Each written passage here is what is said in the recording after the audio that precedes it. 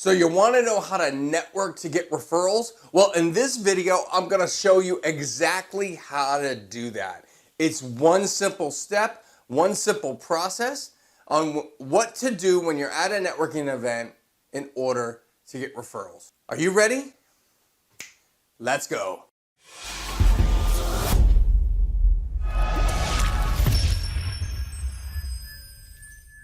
Hey there, I'm Matt Ward, and I help service-based business professionals get more word-of-mouth referrals in their service-based business. If you're new here, I'd love for you to subscribe and click the bell so that you get notified of all new videos that I put up on the channel. Now, the big question we're answering today is, how do I network to get more referrals? Well, it's really simple. Networking is about communication, right? It's about what happens in a room. What's that interaction between two people? I'm going to give you the biggest tip I could give anybody around this. Ask questions. Now, it might seem obvious, but not enough people go into a networking event asking enough questions. So, oftentimes when I do workshops around word-of-mouth referrals, I'll have two people sit together and they'll have a conversation only using questions. And it feels very inauthentic and very difficult.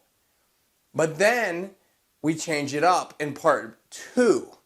And in part two, we have one person ask questions, the other person just answers the questions. And what you find is that it's a lot easier to ask questions if you've at first, in part one, had a conversation with only asking questions. So when you go into your next networking event, ask a question. And when they answer, ask a question about that answer. So what do? Well, I'm a chiropractor. Great. Tell me about that. What type of clients do you work with? Well, I work with people that were injured in car accidents. Wow. Did you have a recent customer who was in a car accident? Oh, you did? Yeah, okay, wow.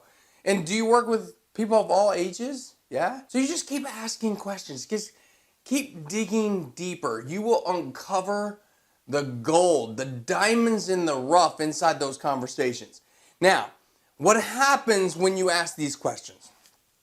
In your head, you're thinking, but wait, when's my turn? That happens, that's natural.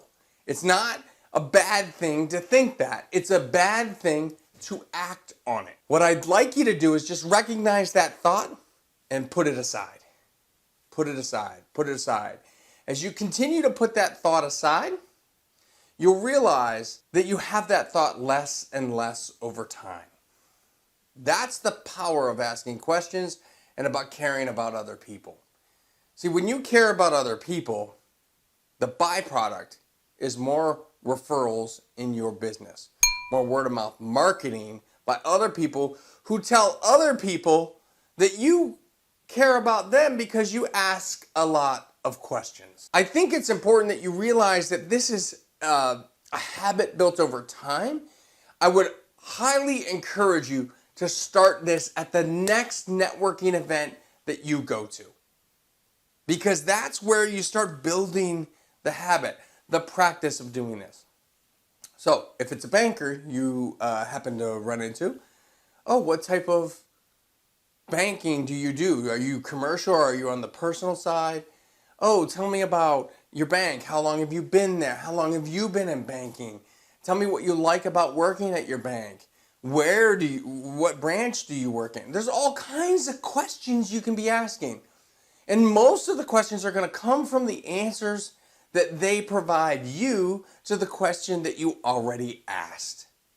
Ask a lot of questions. That's how you network to get more word-of-mouth referrals.